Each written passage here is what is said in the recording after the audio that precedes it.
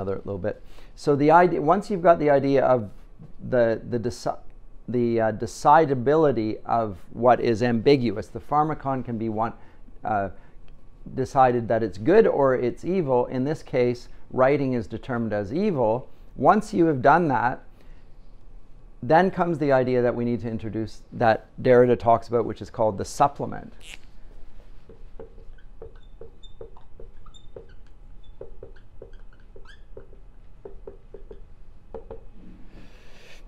And in the supplement,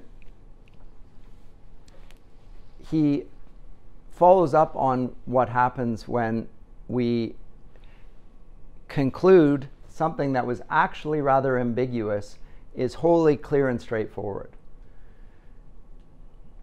And what it does, he says, is that it poisons the fixity and clarity of the other oppositions grouped around it.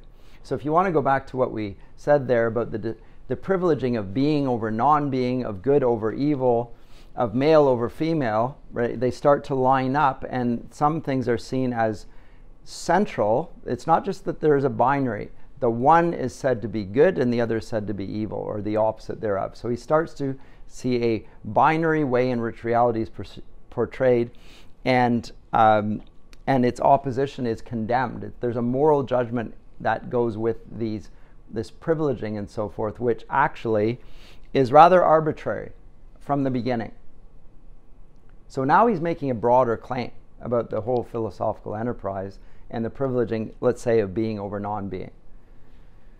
And this is why nihilism, you can see why nihilism is the seedbed for Derrida's deconstructive philosophy, right? Because effectively it's saying, and why, as I've said, it's almost, you can see pantheism being the dominant theological outlook of the age, because it doesn't really see any difference between good and evil, but that of perspective. You know, one man's freedom fighter is another man's terrorist. The good guys and the bad guys, well, it depends whose side you're on. But we don't have any categories of determining good and evil that actually are metaphysically true, because the idea of metaphysical truth, the appeal to a transcendental idea of something like truth or justice or goodness or beauty, like Plato is going to establish, which Scripture also speaks of when it talks about good and evil, God being good in his ways and faithfulness to God being good and opposing him being evil. He says that those actual discriminations, which we think as basic, are far more ambiguous. So now you can see why Derrida is controversial. You can also see why he's potent to his supporters. We can use that particularly against the idea of the binary, and exactly that term will be used in literary theorists to follow. We need to deconstruct the binary between male and female, and so for the black and white, all those things. And they will line them up exactly. And science and, let's say, voodoo or magic. And so the rise of paganism and mysticism and irrational ways of conceiving the world start to attain a legitimacy just because of the suggestion that there's a truth on the one side and falsehood on the other. Well, they're now going to say, actually, it depends on being inside that group. If you understand what it's like to be within that group, you're going to see it's not quite as black and white as all that. As I say, that the idea of the zombie introduces this category and makes it very popular for people. Also, you'll notice in terms of if you just want to look at the history of film, the cowboys used to have white hats and they were the good guys. And their opponents were the bad guys, they were the black hats and so forth. Sometimes they were the Indians, but sometimes they weren't as well. It's not quite as black and white as all that. Natives are often presented as the good guys, and there are bad guys within the camp. But they're identifiable is the point. You can tell who the hero is and who the villain is by their conduct. And Dances with Wolves does the exact same thing. I mean, but the Western film, let's say the cowboy movie, moves more and more to the point where the hero is a Byronic hero. Right? He does something that is pragmatically good, but he uses evil means to bring it about. And his opponent is usually cast in the same ambiguous terms, that although he is called evil, actually there's something in that person which is pursuing justice or trying to rectify an injustice in their past. And we're to understand both of them as being more or less indifferent, or you can't differentiate the hero from the villain fundamentally. Now, the question is, for me, when I hear that presented, because I can see it clearly portrayed in film, that shift happens within the genre, is whether this is fundamentally contradicting what we already have acknowledged in great literature historically anyway, or even in scripture. Because in scripture, the heroes are often not just a little bit flawed, but extraordinarily flawed. I mean, David is an adulterer and a murderer. Ditto Moses, right? The two great figures in scripture. Abraham is not especially commendable in his conduct towards his wife. He's going to pass her off as his sister and let her marry another man, etc., to avoid the consequences. So this is not morally admirable. Jacob is a shifty guy. He doesn't really tell the truth, and so forth. So the heroes are not ever presented as white and their opponents as black.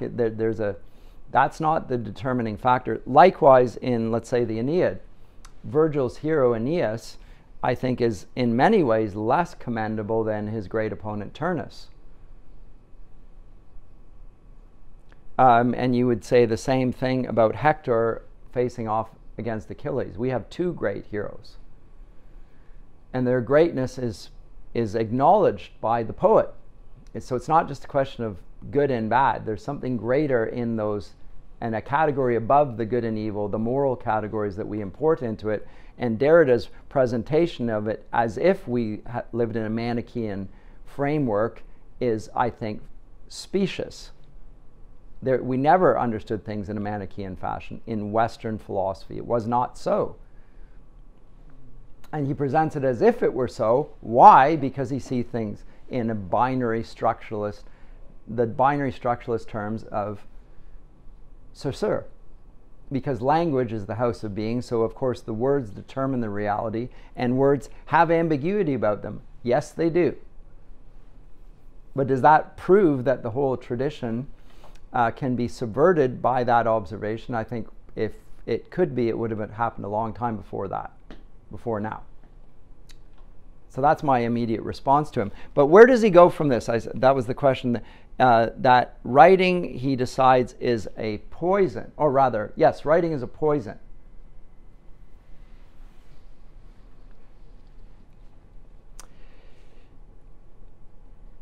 Well, he says that once this resolution happens, all of the other categories that were binary start to unravel.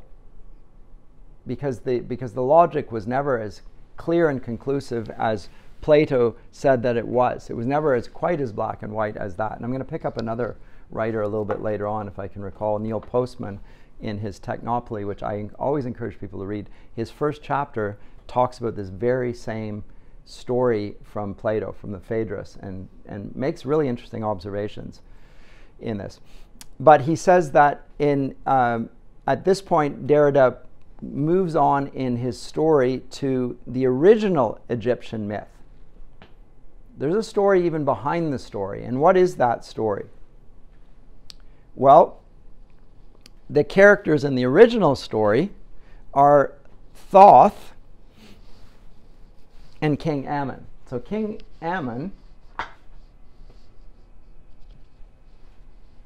guy's got Thamus or Ammon, because that's what he's called by the Greeks, and a character by the name of Thoth. And Thoth is the son of the sun god Ammon. So he is the son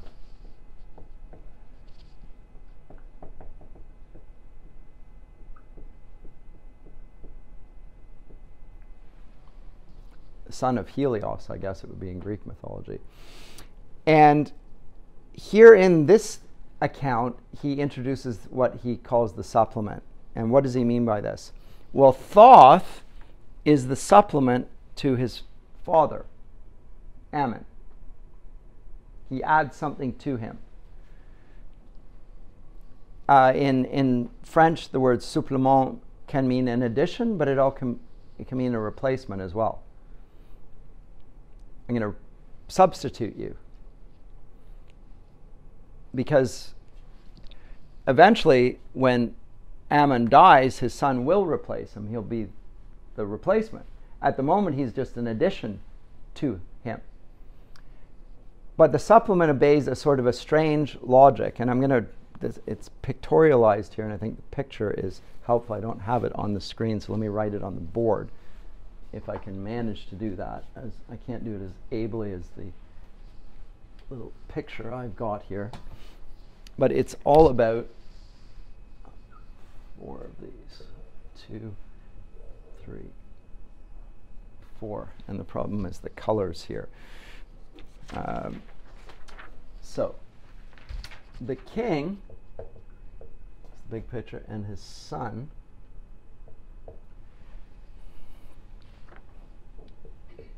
well, you can conceive him this way as well, and you can conceive it this way, and then finally you can come to the Shakespearean or the English tradition when the monarch dies. So remember the idea of the supplement. So this is the logic. To be an addition or a supplement means to be added to something already complete. The king is complete in his being. He doesn't need anything to add to himself, but he has a son. He's a supplement to his father. He's an addition. And yet the king can't be complete if it needs an addition. The king is complete, yes, but he has an addition. And so the king is actually not whole because he's had an offspring. Now, I think this is a ridiculous, specious, logical point, but okay. And the supplement extends his kingship by repeating it. He's got the same blood. He has,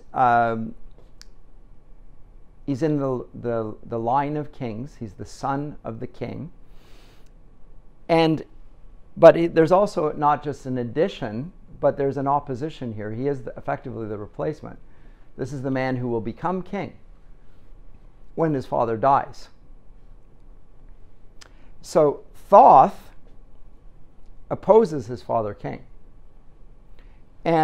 But he opposes what he himself repeats. He opposes himself.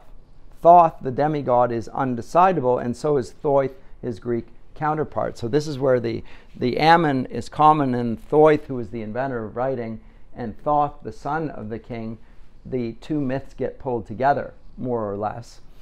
And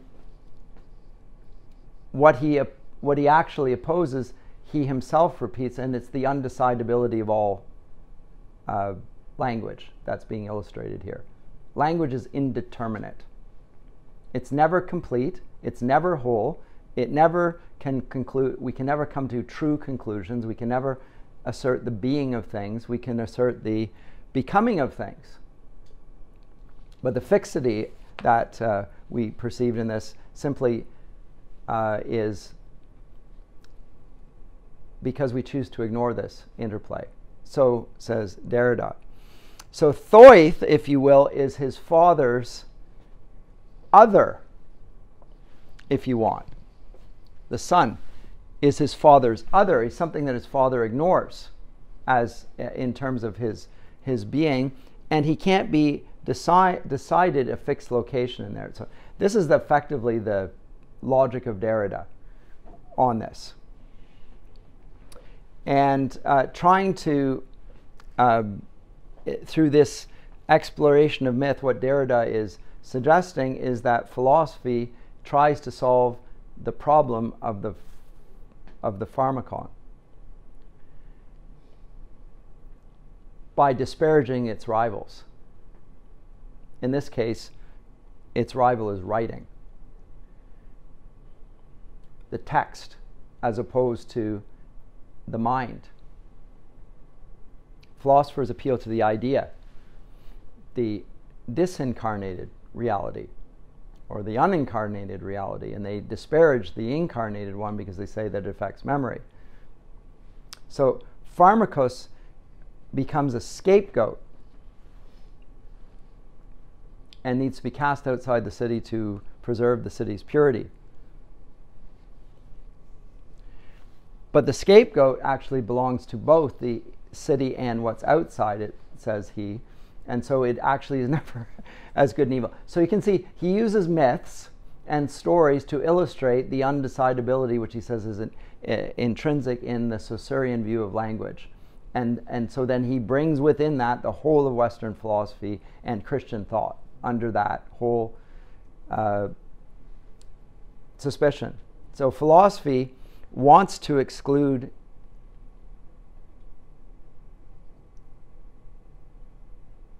certain things that are detrimental when it's rather self-interested in its consideration of what is worthy of the study of philosophy, etc. So a pharmakos is a sort of a scapegoat, an evil found within the city that must be cast out to maintain the city's purity. The scapegoat must belong to the inside, but must also belong to the outside. It's an undecidable. So writing is the undecidable pharmakos of philosophy. Now, found inside philosophy, because Plato himself writes, it needs to be cast out. Plato condemns writing. Philosophy set against itself. The idea that something is inside and something is outside, we cast it out, suggests order. And Plato tells us what's properly a philosophical enterprise and what isn't. And we accept his assurance on this. But at the end of the day, it's less clear-cut than he presents.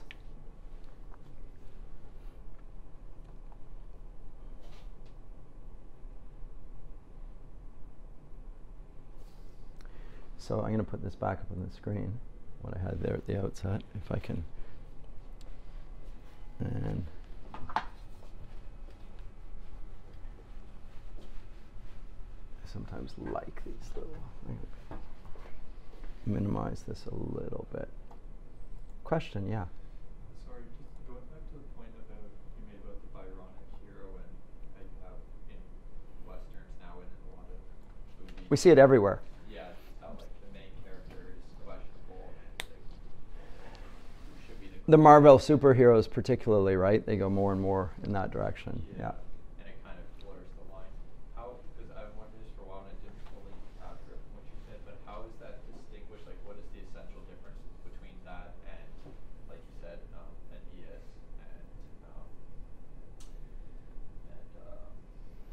and his opponent, who I named and now forgotten temporarily, Turnus. The claim is by Derrida that historically Western philosophy, Western culture had this very stark black and white view, where the good guys were always the white guys, the men, the patriarchs, the whatever. There's a like, we're the good and the other is evil and the other is poison. You know, we're the cure, we're the science. This is superstition, etc.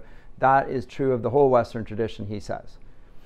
My observation is simply, have you read any of the texts in the Western tradition? Because that dichotomy that you're talking about, the black and white, it's just not there.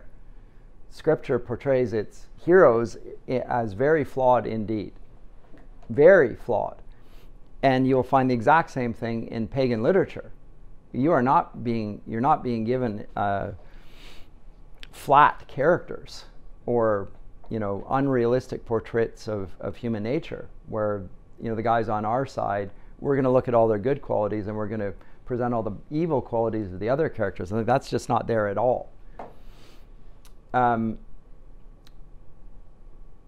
so that's my first point, and it was to contradict the idea that it had been so before this point because of the way Western philosophy thinks about these things and how logocentrism pushes us to think. And I'm thinking, but that's not accurate in any way, shape, or form. It's a total misrepresentation of the consequence. Even if you want to attribute logocentrism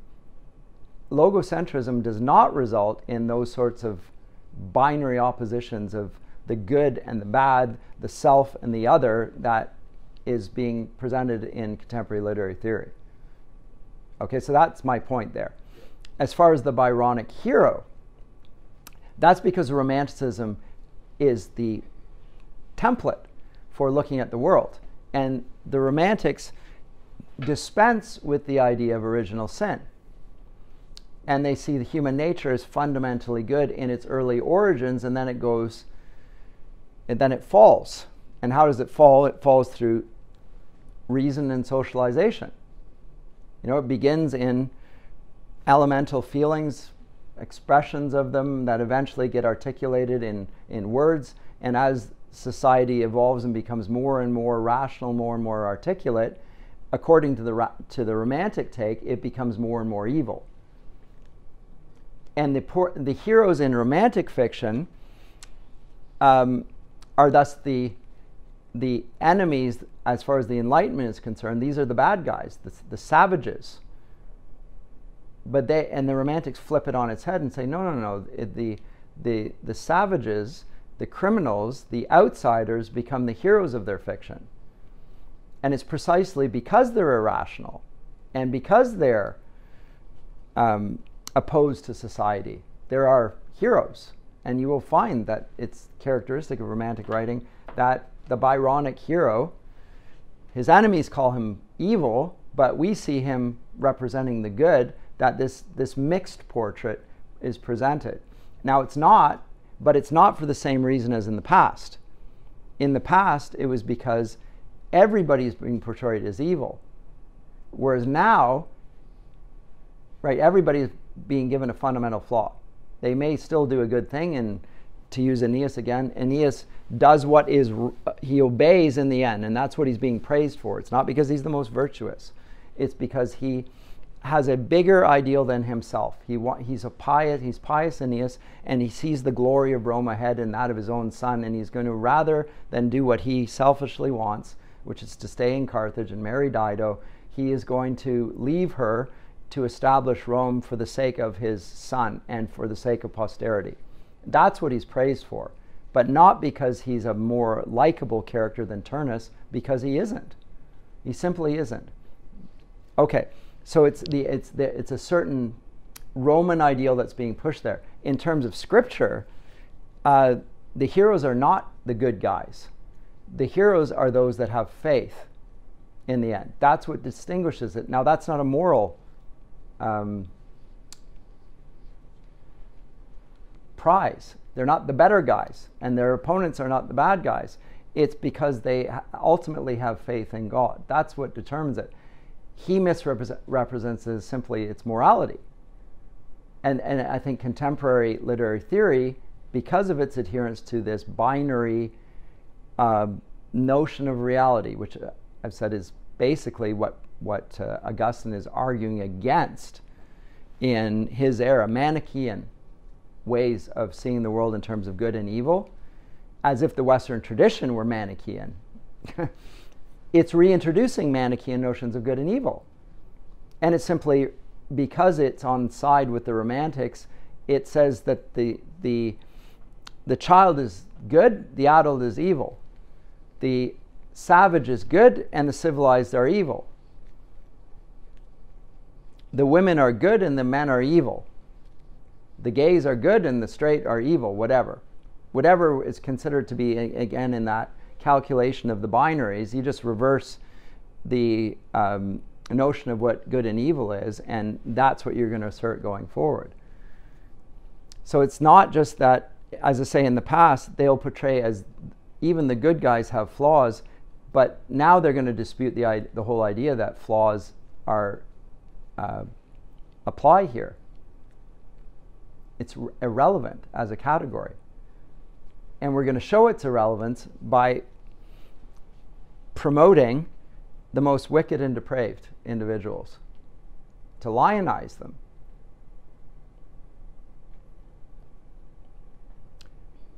That's what happens, and that's what ensues. And the Byronic hero is what that represents, but it's nature over culture, if you will, or irrationality, or what society determines as evil. So Lord Byron last semester, he often has his hero suggesting he's had an incestuous affair, just like he was alleged to have done with his half-sister Augusta Lee. And that becomes the model of the hero thereafter. He's a dark knight.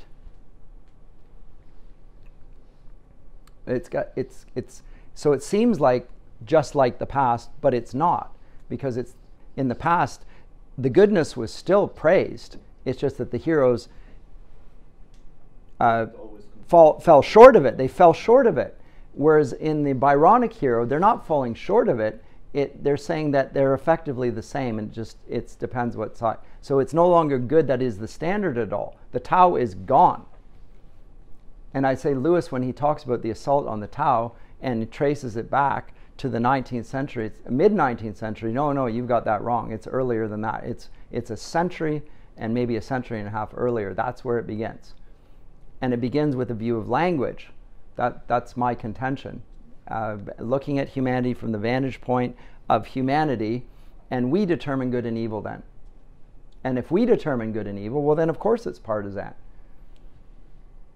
Of course, my culture is good, your culture is evil. You oppose us, because I have to see if human nature is no longer something that we share because we bear the image of God, then it's something that is going to differentiate on the basis of appearances, identity groups.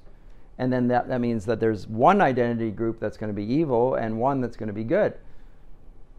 So it recalibrates the whole discussion and pushes effectively a Manichaean view of the world.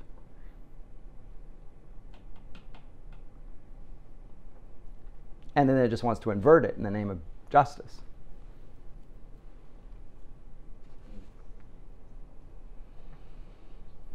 But it effectively promotes racism as inescapable, which before the 1960s, Dr. Martin Luther King Jr.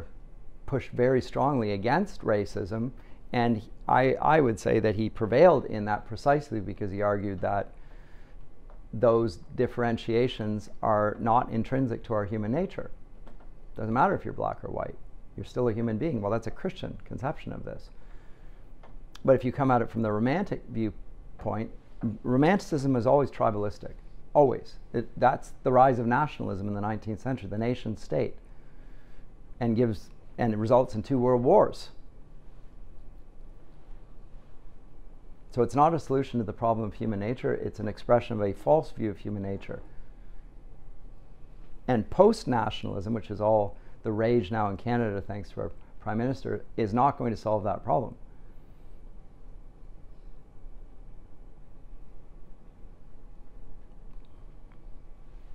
A proper view of human nature is. A proper view of truth and falsehood, where speech can differentiate good conduct from evil conduct. And again, all of these boundaries are blurred in the deconstruction of Derrida and his followers. But say Derrida is a much more ambitious scheme than social political agendas. It's a much broader thing and much more dangerous, perhaps, that. But I admire at least he's consistent with it, and he's not, pursuing some local agenda. It's a bigger one than that. So when I say I admire him, and in a sense I deplore him far more because of that, for sure. But I always appreciate people who are consistent, at least, in this. Comments or observations about this? Oh, I said I wanted to come to Neil Postman. Let me do that. So in the introduction to Technopoly, which I encourage you to read, and the subtitle is The Surrender of Culture to Technology, very provocative and interesting book, very easy to read. He cites this passage and the dialogue between Thamus and Thoith that I began with this, And he then moves, and this is really interesting, to an observation, and he makes the same point Derrida does, by the way, that this tight conclusion that is made by Socrates is not quite accurate. Now, I'll just read what he says here. There is even one error in the judgment of Thamos from which we may also learn something of importance. The error is not in his claim that writing will damage memory and create false wisdom. It is demonstrable that writing has had such an effect. People don't memorize things anymore. They rely on crutches. Oh, I'll just get it off the shelf. I'll do a Google search. There's no memory. People don't know facts. They can access them, but they don't know them. They haven't internalized them. That's clear. Thamos' error is in his believing that writing will be a burden to society and nothing but a burden. So that's it. It's in the overdetermination of it. That's the problem. So he agrees with Derrida, but he takes it in a different direction. He says, for all of his wisdom, the king fails to imagine that writing's benefits, or what writing's benefits might be, which, as we know, have been considerable. We may learn from this that it is a mistake to suppose that any technological innovation has a one-sided effect. Every technology is both a burden and a blessing. Not either or, but this and that. I would say that's true and more accurate. Nothing could be more obvious, of course, especially to those who have given more than 2 minutes of thought to the matter. Nonetheless, we are currently surrounded by throngs of zealous thoiths, one-eyed prophets who see only what new technologies can do and are incapable of imagining what they will undo, like social media. We call those people technophiles. They gaze on technology as a lover does on his beloved, seeing it without blemish and entertaining no apprehension for the future. They are therefore dangerous and are to be approached cautiously. On the other hand, some one-eyed prophets, note that they're both one-eyed prophets, such as I, or so I'm accused, are inclined to speak only of burdens in the manner of Thamos and are silent about the opportunities that new technologies made possible. The technophiles must speak for themselves and do so all over the place. I'm going to be the dissenting voice, he goes on and says. But then he goes to Sigmund Freud and a work that he writes called Civilization and Its Discontents. And he observes some of the negatives of writing and technology, because writing is a form of technology. It's a techne, and it's a way of preserving memory, wisdom, whatever. And it has its consequences, but this is really good. From Freud. One would like to ask, is there then no positive gain in pleasure, no unequivocal increase in my feeling of happiness, if I can, as often as I please, hear the voice of a child of mine who is living hundreds of miles away, or if I can learn in the shortest possible time after a friend has reached his destination that he's come through the long and difficult voyage unharmed, like a text message? Does it mean nothing that medicine has succeeded in enormously reducing infant mortality and the danger of infection for women in childbirth, and indeed in considerably lengthening the average life of a civilized man? And he knows the answer. Of course, these are clear benefits. But then he comes to the other side. What has been undone? So that's what's been done. Jordan Peterson talks about the benefits of the Enlightenment, the benefits of technology, what the pill does, what the menstrual pads do in emancipating women. I won't go into all that, but he talks about the benefits of the Enlightenment. What are the negative sides? Says Freud. He said, if there'd been no railway to conquer distances, my child would never have left his native town, and I should need no telephone to hear his voice. If traveling across the ocean by ship had not been introduced, my friend would not have embarked on his sea voyage, and I should not need a cable to relieve my anxiety about him. What is the use of reducing infantile mortality when it is precisely that reduction which imposes the greatest restraint on us in the begetting of children? So that, taken all round, we nevertheless rear no more children than in the days before the reign of hygiene. In fact, on the contrary, birth rates are reduced, replacement levels, right? And while at the same time we've created difficult conditions for our sexual life in marriage. And finally, what good to us is a long life if it is difficult and barren of joys, and if it is so full of misery that we can only welcome death as a deliverer and suicide on demand, right? So what is the point of the civilization in healing us of these infirmities when this is a result of that? So he sees both sides of it. Now, with respect to Derrida's point, he wants to just present it as undecidables, fundamentally. I think that this is deeply problematic for Western culture and is not the only conclusion. You can say positive and negative, but you can't say undecidable, and he presents it as undecidable. We can't distinguish what good and evil is. I don't think that that's a mature way of looking at the issue. It's sort of tilted against all of the truths of Western civilization. It's tilted against it. It suggests the goodness of the other as opposed to the evil of the other. But again, the good and evil determination arise in his period, not before it. If you look at the 18th century, you do not get the sort of hostility that you do in modern eras towards, there's no world wars. It's a local conflict. It does not bring the whole earth into conflict immediately. It's inconceivable. So as a literary theory, I note its potency for people who lack wisdom and want to see things in terms of good and evil, and want to see again the binaries there that we could draw on a table. In fact, I'll draw them on the whiteboard in class to come, because we'll need that when we come to the identity group theories. That they'll exactly depend on the binary, and they'll have a narrative of before these people were treated inhumanably, abominably, whatever. They were others, they were non-humans. And so justice means flipping the switch so that good becomes evil and evil becomes good, because that's what literary theory then does thereafter. But it's predicated on, I think, Derrida's approach to the whole issue, suggesting that good and evil are effectively two sides of the same coin. And that is not the Western tradition. That's simply not. It's not true of it.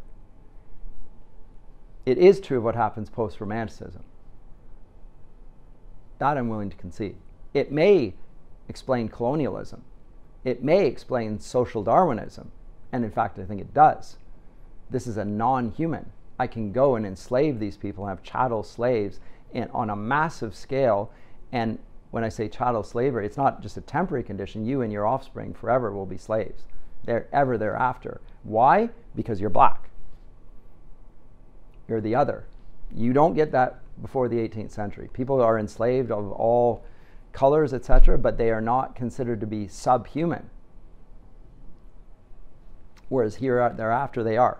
And then it becomes problematic. But the problem then is not Christianity nor Western philosophy. It's a view of humanity from within the human sciences. That's the problem. Anyway, I started